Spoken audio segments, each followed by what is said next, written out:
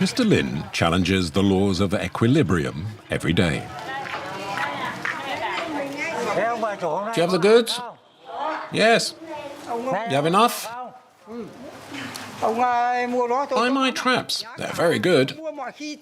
I'll sell them to you for 150,000, my usual price. Can't you do better than that? Well, okay, 145,000. How many have you got? Oh, I've got 200. The Vietnamese are masters of problem solving. An applied science mixed with patience a definite plus in trying to balance 200 shellfish traps on a bicycle. These bamboo bars are essential for transportation. They prevent the goods from falling off because they are rather bulky and the road is very bad.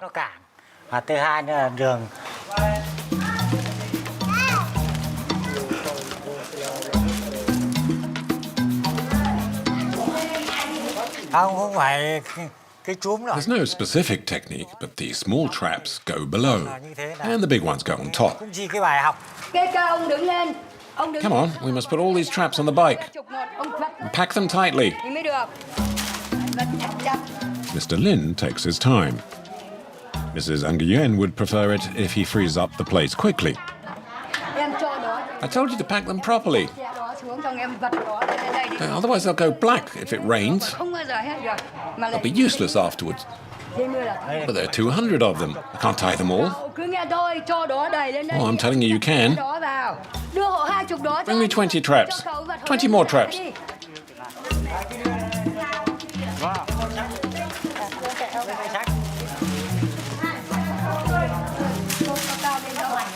I used to sell pots before, but I was carrying a lot less than he is. Between people in this business, we help each other out.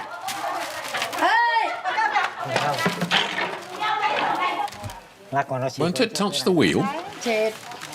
I didn't tell you to put them in front. Oh, untie this.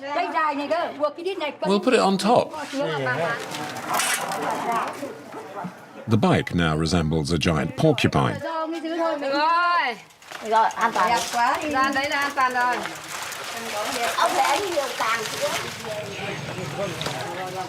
The fragile arrangement is put to the test as soon as it leaves the workshop.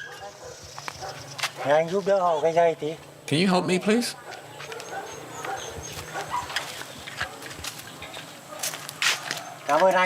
Thank you. The road to Mr. Lin's village is chaotic. Any accident and half the load will just be fit for the trash. The Vietnamese are not short on ideas when it comes to carrying as much as possible, as far as possible. To transport bamboo, for example, whole shipments are transformed into a raft. The most dangerous place is the Cave of the Ghost. There, the current is very strong and there are a lot of cliffs.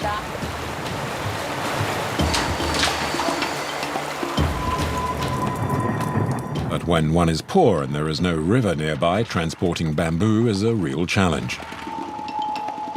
This farmer has a solution. He's built his own truck. He just needs to learn how to use it. Oh, yeah, with my car, I can go anywhere, all over the place, in all the villages. It's not like the big, large vehicles that get bogged down. In Vietnam, cars and vans are a luxury, and transporters have to adapt. Two wheels usually replace trucks.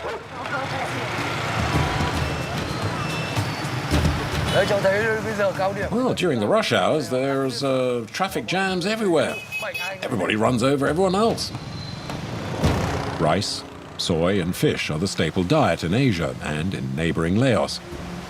Fishing in the rapids of the Mekong River requires a certain amount of courage. Oh, we must be strong, sturdy and strong swimmers. Otherwise, it's guaranteed death.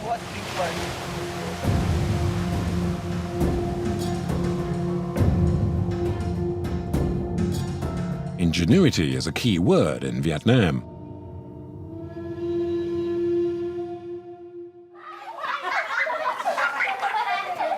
Throughout the journey, Mr. Lin does his zigzag dance. Come on, pedal. Pedal. He's not drunk on snake alcohol, but from fatigue. Staying balanced takes a lot of effort.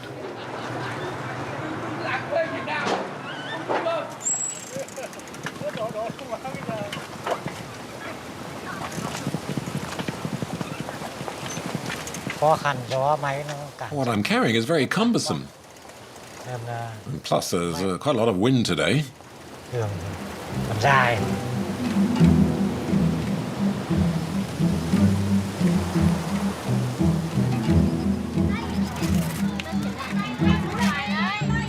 What's dangerous is crossing the road or trying to turn. Because I can't look behind me to see what's going on. I have to get off and have a good look at the road.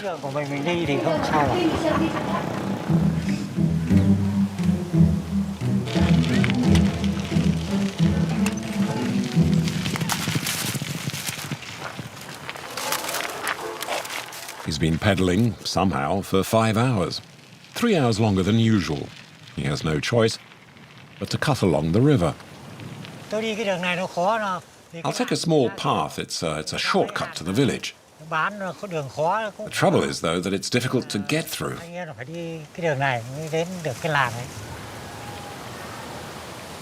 It's used by buffaloes and farmers, but hardly recommended for a bicycle and all of its cargo.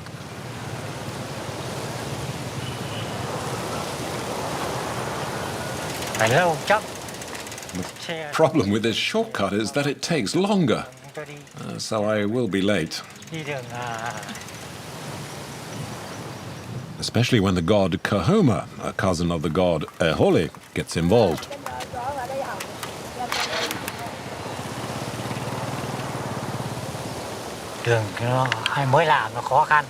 The wind is so destabilizing, it's very tiring, but it's all part of the job.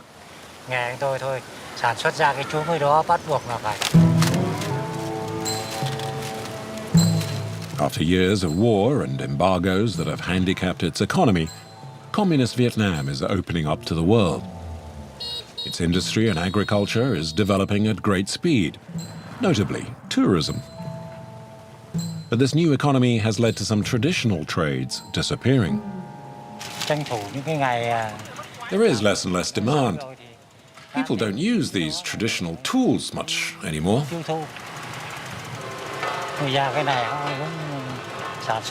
The villagers are gradually changing professions, such as making handicrafts for tourists. Soon nobody will make traps like these anymore. Mr. Lin finally arrives with all his cargo intact after 6 hours of pedaling.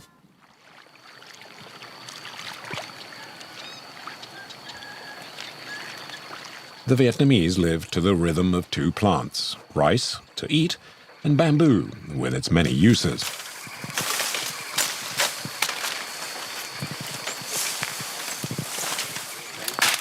There's one. That's a nice one here.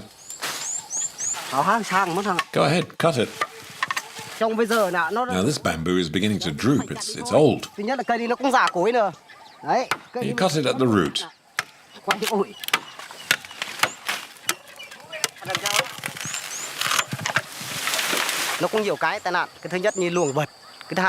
There have been several accidents. Either the bamboo breaks and falls on the wrong side, or when it is cut, the bamboo splinters and becomes very sharp. Now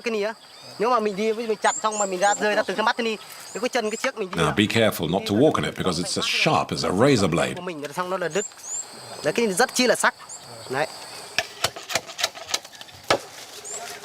The province of Quan Hoa has the largest bamboo forests of Southeast Asia. An endless supply, with a plant growing up to 8 meters tall in just 3 years. Cutting the bamboo is very tiring work, but it's the only way we can make a living. We go to the forest, we cut the bamboo and carry it all down to the river.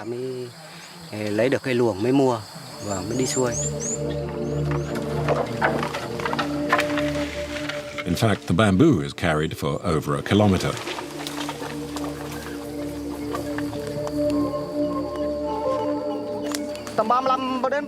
This one weighs between 35 and 40 kilos. My shoulder hurts. Be careful, the slope is very slippery.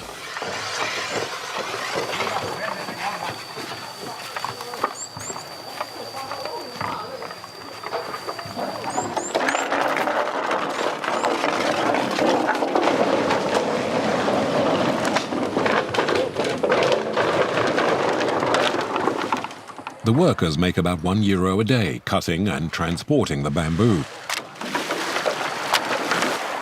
The bravest among them can make 10 times that much by going on to the next stage, which is to build a giant machine.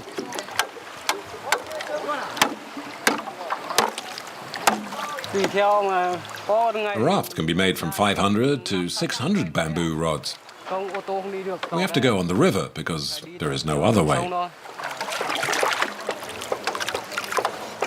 Construction is without the use of nails or rope, which are too expensive.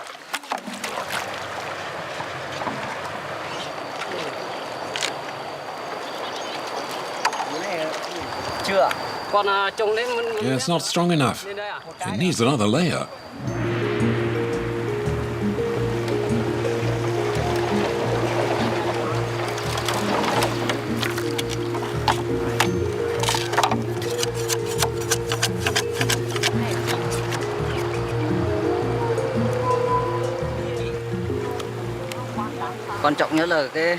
To make sure the raft reaches its destination, the ties need to be strong. Because if the current is too strong and it's poorly attached, it will be difficult to control. 1 year the current was so strong that once we lost an entire raft. A good raft must be flexible and in particular narrow to offer minimum resistance to the current.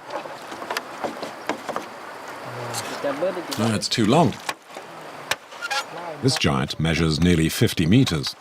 The raft is so big we'll need to anticipate the turns well in advance. Otherwise you risk running aground. So this rudder will be useful.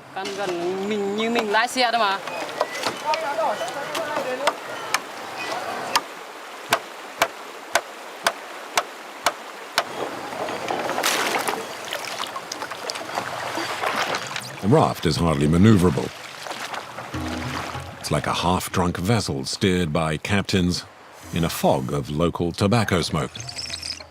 The bends in the river promise to be epic.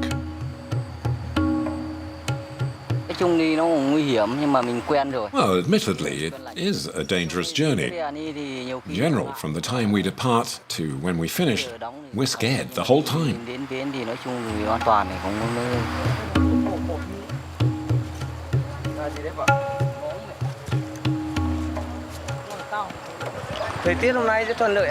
We're lucky. The weather is good.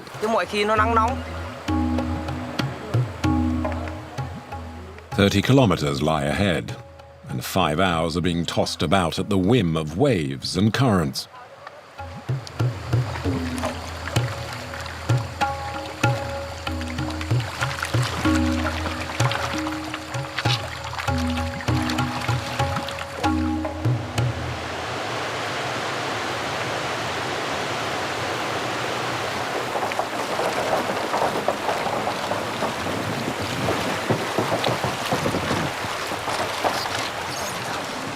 The raft is sliding over the rocks. Be careful.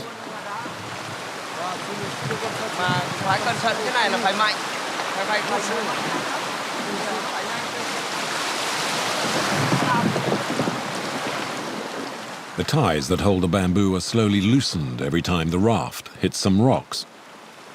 The raft risks breaking up.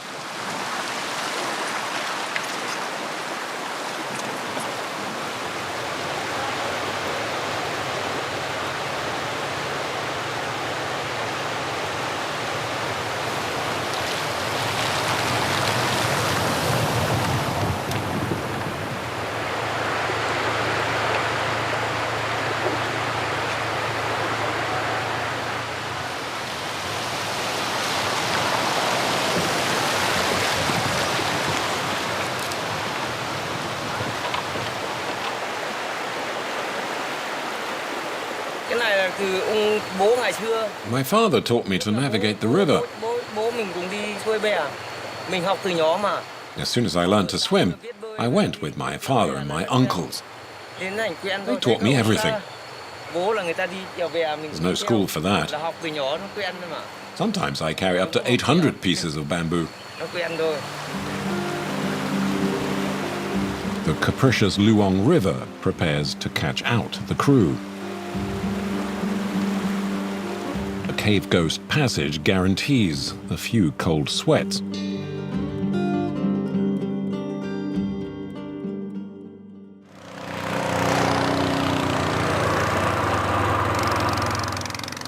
Vietnam is home to a legendary river known as the Mother of Waters, the Mekong. It nourishes the 6 countries through which it flows, including Laos, which borders Vietnam. After traveling 5,000 kilometers from its source in the Himalayas, this is where the river vents its rage.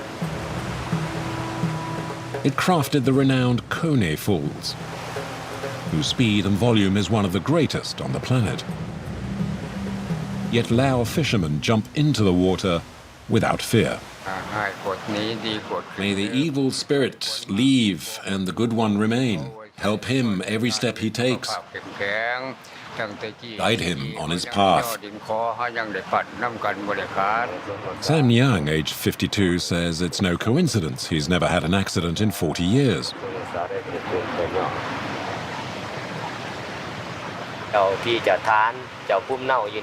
I come here to ask the spirits for help in my job as a fisherman. It's essential to have their blessing. Otherwise, we won't be protected while we're fishing.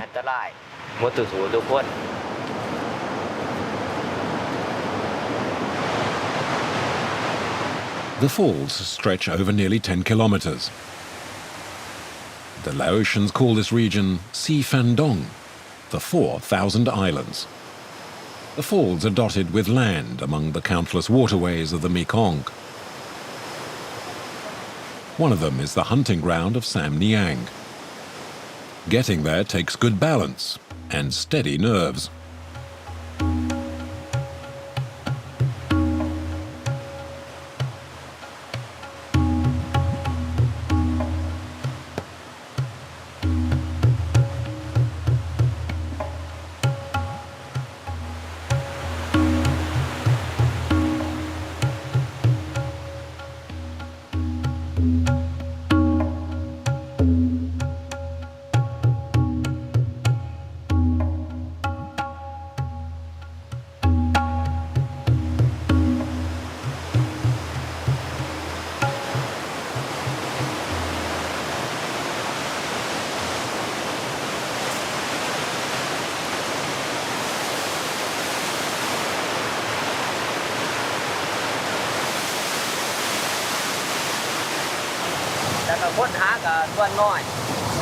Because it's dangerous, there are few people who come out here. And that's why there are more fish, and why I risk coming here in the first place. My father and grandfather used to come here, and I'm carrying on the tradition.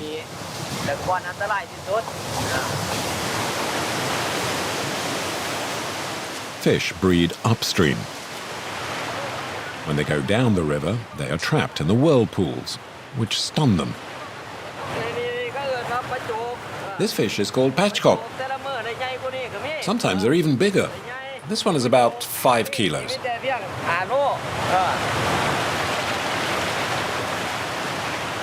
Sam Nyang casts his net relentlessly for 9 hours.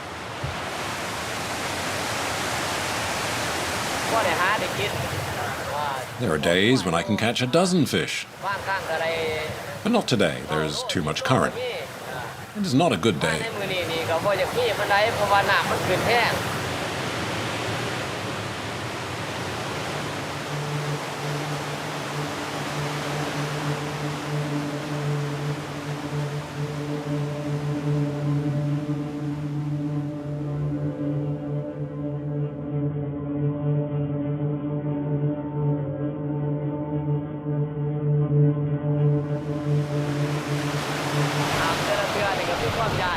Every time I cross, I get a knot in my stomach. I'm afraid of falling. I'm afraid of dying. But if I didn't go, I can't feed my family.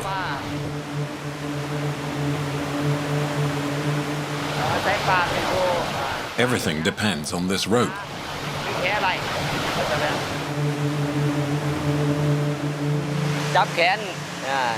I cling to that rope so hard I can no longer feel my arms.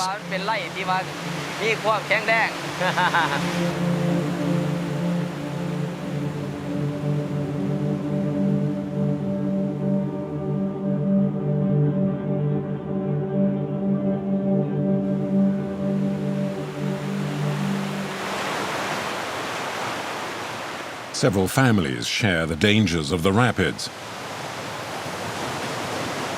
Each has its own fishing technique. How much are the two? Oh, more than 6 kilos.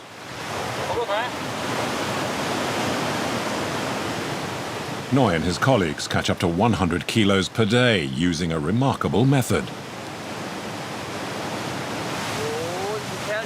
This is a strategic place because here the fish come from the south, heading north.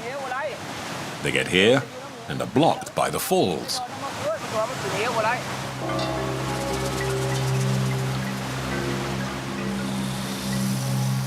All Noi and his team have to do is to pick the fish straight out of the water as the current pushes the fish into their ingenious wooden ramps.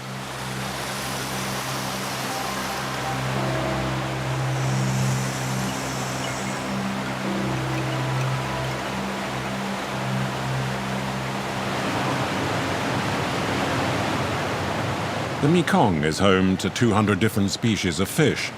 The largest specimens are caught with a trap that's set in the middle of the rapids.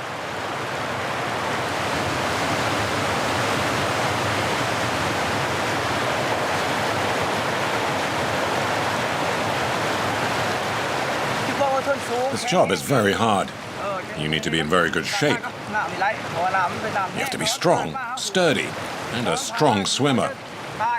Otherwise, it's certain death. The Coney Falls are as powerful as their counterparts at Niagara.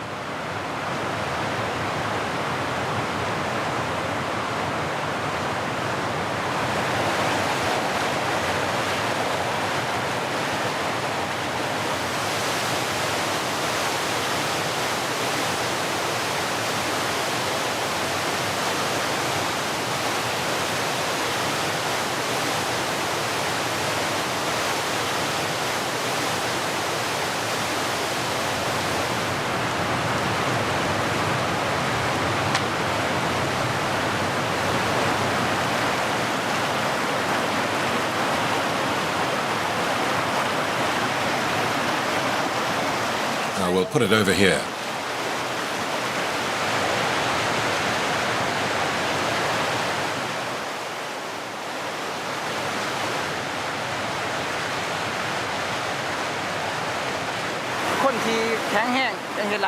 It needs two to put the trap in place. Because once it's in the water, with the force of the current, its weight becomes unmanageable for just one person.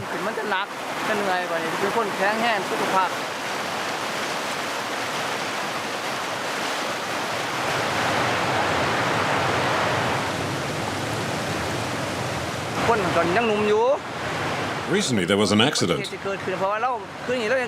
It happened to a young man who was a good swimmer, but he was drunk, and when he was crossing, he dropped the rope. That day the current was so strong that he was smashed against the rocks. Each year, 2 or 3 fishermen are swallowed up by the Mekong. Our life is fishing. These techniques come from our parents and our grandparents who lived off the fish. When you're kids, you learn to live on the water.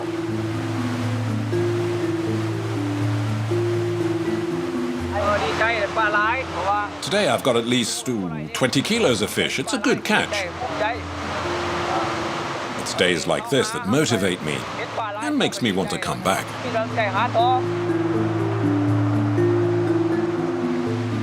Slowly, however, the fish are disappearing. Pesticides used in intensive agriculture are largely to blame. But the 12 dams along the route of the Mekong from the Himalayas to the delta of Vietnam haven't helped either.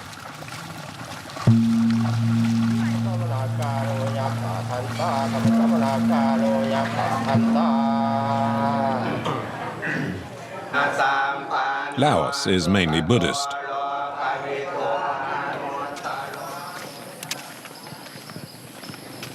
Once a week, Noi, the fisherman, and his wife go to the temple. Both have sins to be forgiven.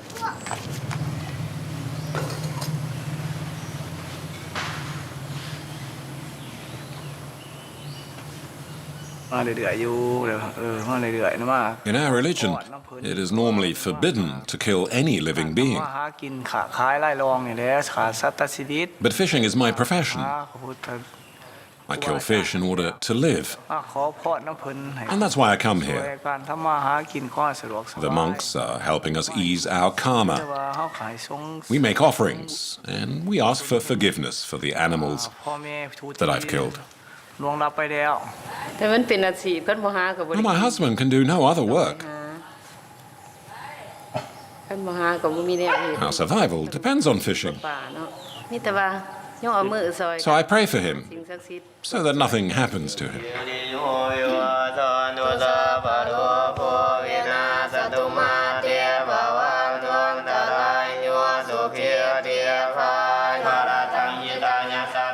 Their prayers, however, can do little against the giant dams being built and that will flood the entire region. The great life force that are the Coney Falls will be extinguished. Noi and the others will have to find other ways of fishing for food.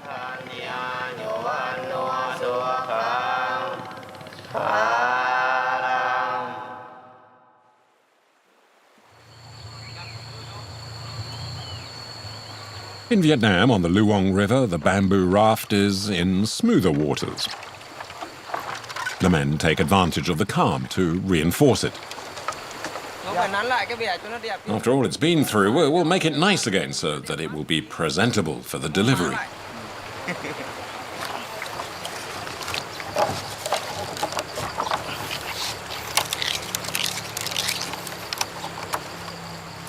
Oh, it's important to strengthen the ties so that the raft remains solid. Bamboo cutters usually belong to the Hmong ethnic group, allies of the French and then the Americans. In the two wars that have shaken Vietnam, the Hmong are still paying the price. They get all the worst jobs. There are other jobs, but minorities like the Hmong, for us there's just bamboo. Here logging is prohibited. Only Luong River bamboo is allowed. Bamboo provides a multitude of products, and as a result, well, we can get by.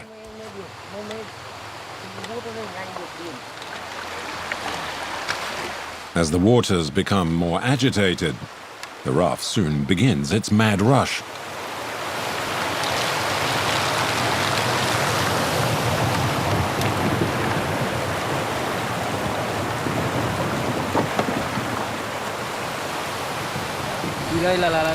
The stretch ahead is really hard because it's a big bend.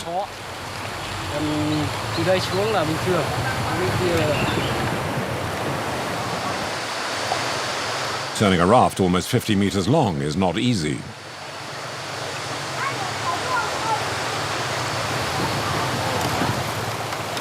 In the distance lies the infamous Ghost Cave and its much feared turn in the river.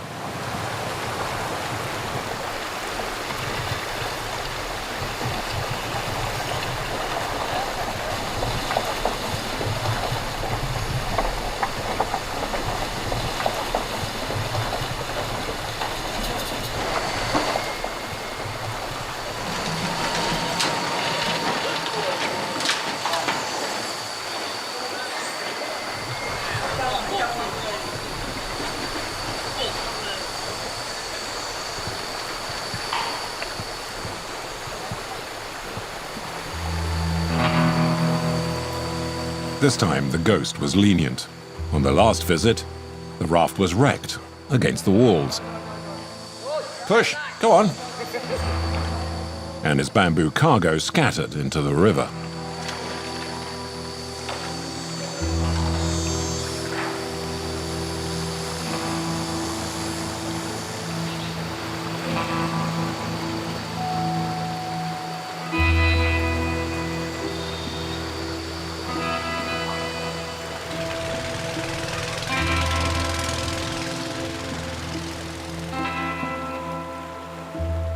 Once on the Song Ma River, a motorboat comes to help.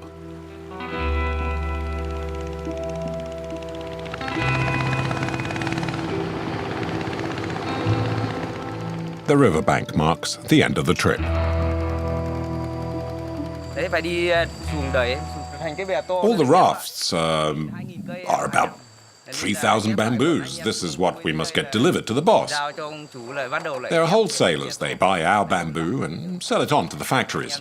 For us, the job is finished. Now we go back home. Up in the mountains, the monsoon complicates the lives of the villagers. The torrential rain transforms the tracks into slimy, muddy pathways.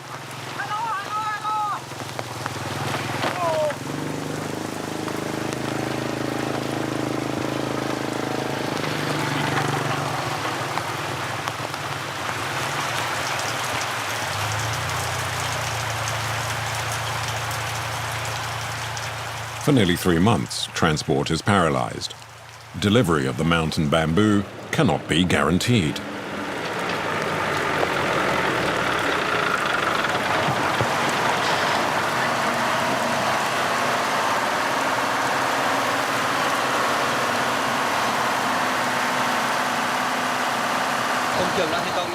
No, the road is too slippery. I have to stop. Even if the country is communist, the solution is not in his little red book.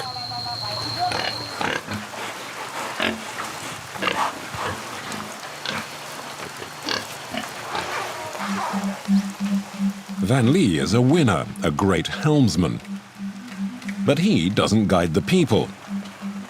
He guides this machine instead, which he's put together himself, and which he calls a Tuk Tuk.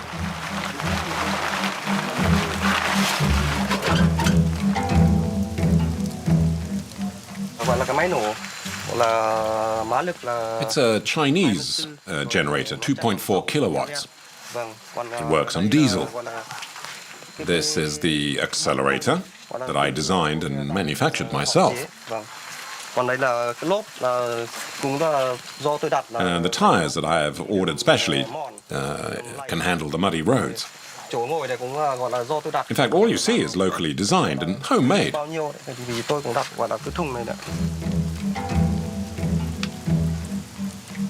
The shell of the Tuk Tuk is from a 1970s Russian truck.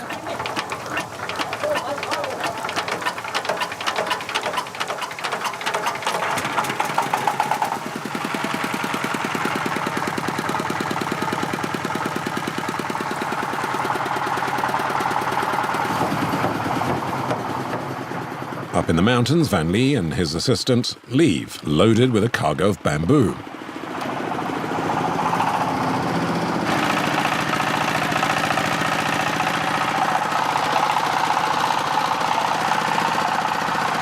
His strange machine must comply with certain rules, at least. As it's a vehicle that I made in my garage, the authorities prohibit me from driving it on paved roads. His truck admittedly has no security system and braking is haphazard at best. It's probably better not to be in the way. Oh, there's no power steering. To handle the vehicle, you have to turn the steering wheel as hard as you can, so it's quite hard and it's tiring.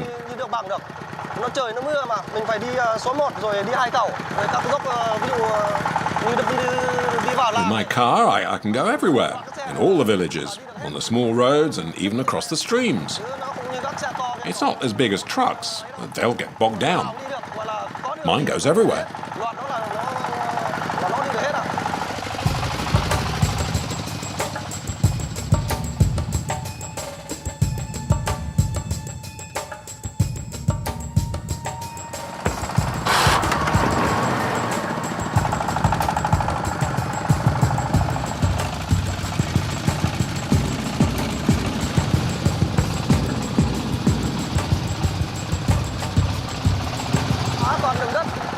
This is just a dirt track. When it rains, it gets really slippery. So the danger is falling into the ravine because there's no grip.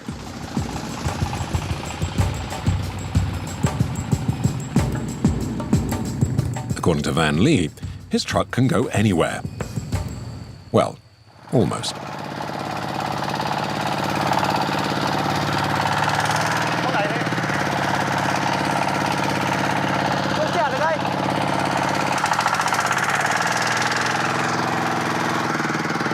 Okay, we're stuck.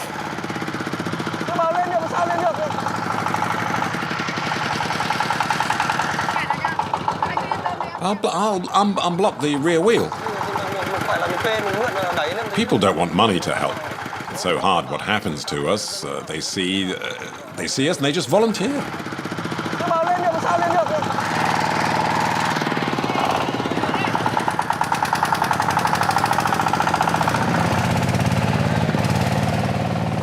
It's still a long way to the bamboo forest.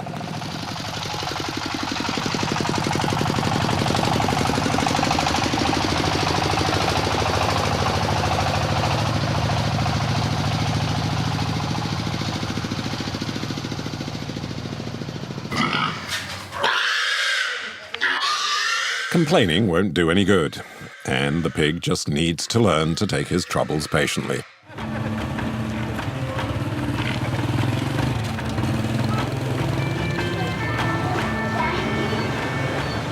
Two wheels in Vietnam is essentially a way of life. There are an estimated 40 million motorcycles in the country. One for every 2 people, the highest concentration in the world.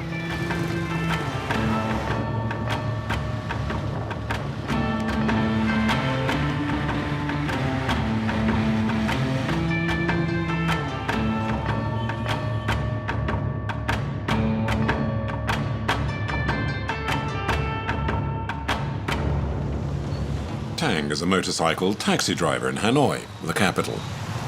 The density of motorbikes in Hanoi is very high. At peak times, when everyone goes to work, there are traffic jams everywhere. We're all running over each other. 2 honks means I want to overtake, assuming you can hear it amidst the constant cacophony.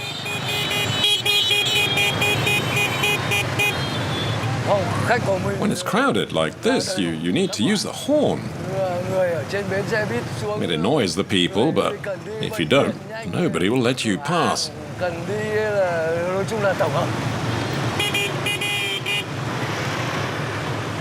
In Vietnam, cars are still a luxury, while the motorcycle is accessible to all. No color or symbol indicates that Tang is a motorcycle taxi.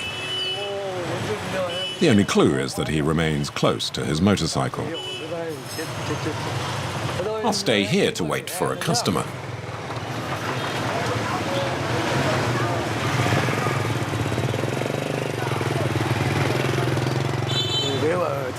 Oh, it's a hassle to travel around in the old town. It's easier to walk. But on foot, you are forced to walk in the middle of the street because there's no room on the pavement. Even if it's practical, a motorbike is a problem in Hanoi.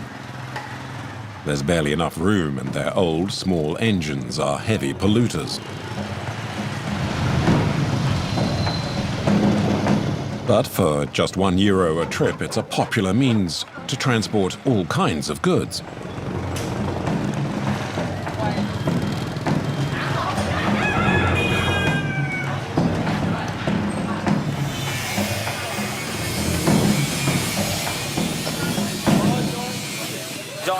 The lighter but bulky boxes go on the side.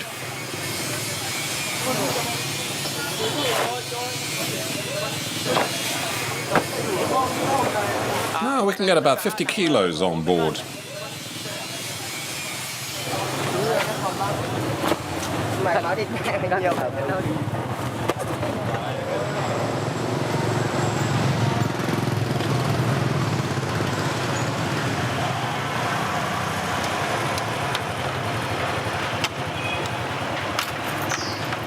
Are these the goods?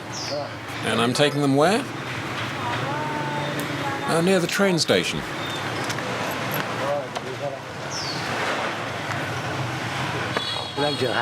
In addition to people, I also carry goods. That way I make enough money to be able to live properly.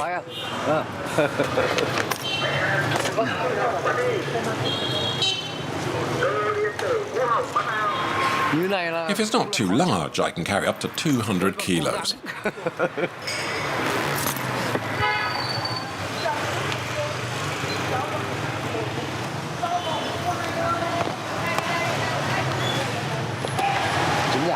There, this will hold it.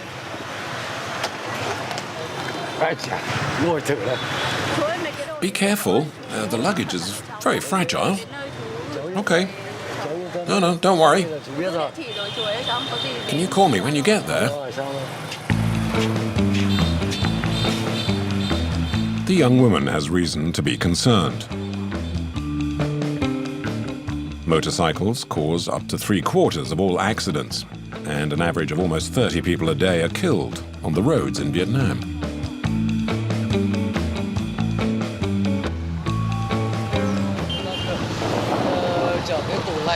Once, I carried a refrigerator. I had it well tied down, but it was too heavy. I lost balance and I fell off. Well, luckily I wasn't hurt. Neither was the fridge, for that matter.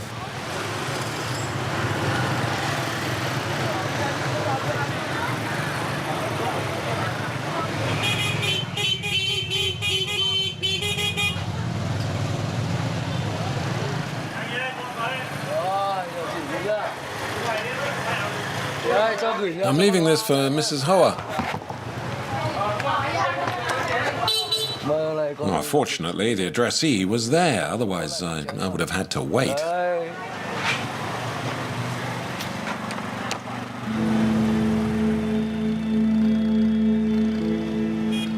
For over 15 years, Tang has been winding his way through the streets of Hanoi for 6 hours a day. I'm 56 years old this year. I'm not as strong now. I'm going to work just for another 3 years. My sight is not as good and my legs are weaker.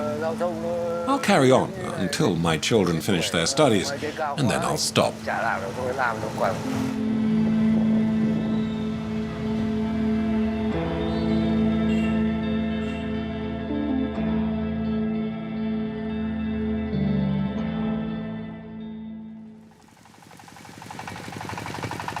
Its backfire resounds throughout the mountains. Tuk Tuk, the truck constructed by driver Van Lee, arrives, where they will load up.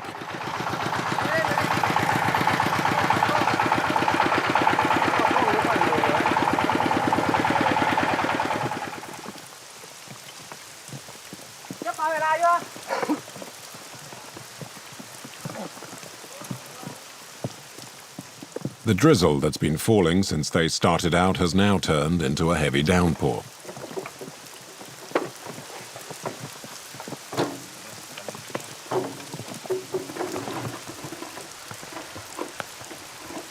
Van Lee is starting to have his doubts. We need you to take it as far as you can. How far is that? 30 kilometers?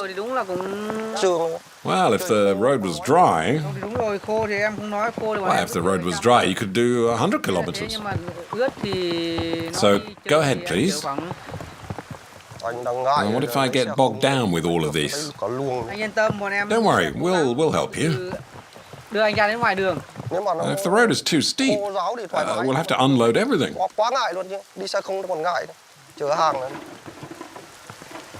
mình có làm hàng với My client needs the goods today. cần hàng bên We have to deliver it. với anh bên bạn ấy thì họ cần hàng cho nên mình As the road is almost impassable, because of the rain, it's difficult to find a good driver like him, who also knows this road and can deliver the goods to their destination. một tay lái như vậy.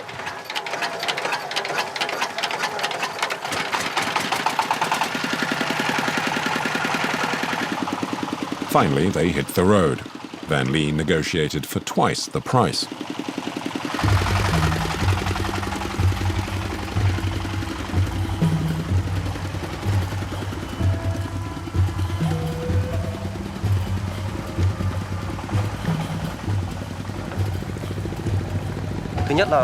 I often worry about overloading the truck. It could cause an accident.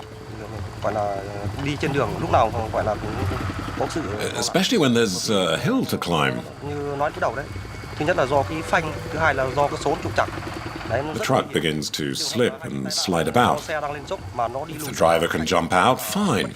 Otherwise, he risks being crushed by the vehicle and its load. I only feel really safe when I get home.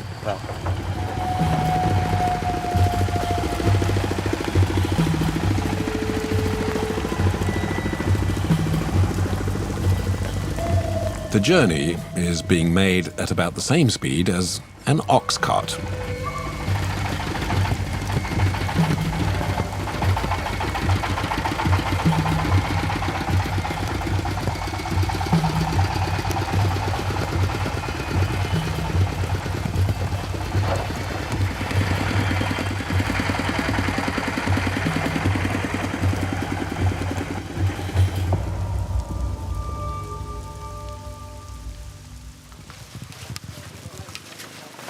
After 5 hours, the truck crawls into the bamboo plant.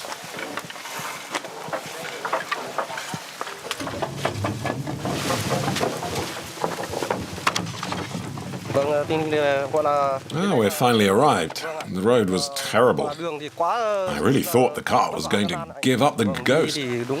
But we're safe and sound, and I'm relieved.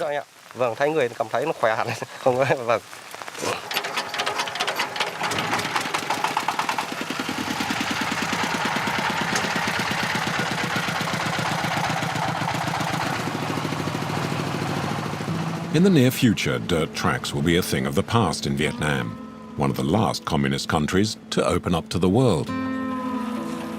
Dealing with the economic crisis, education, the restructuring of public companies, and the fight against corruption are the priorities. Vietnam is a tiger that's about to wake up and roar.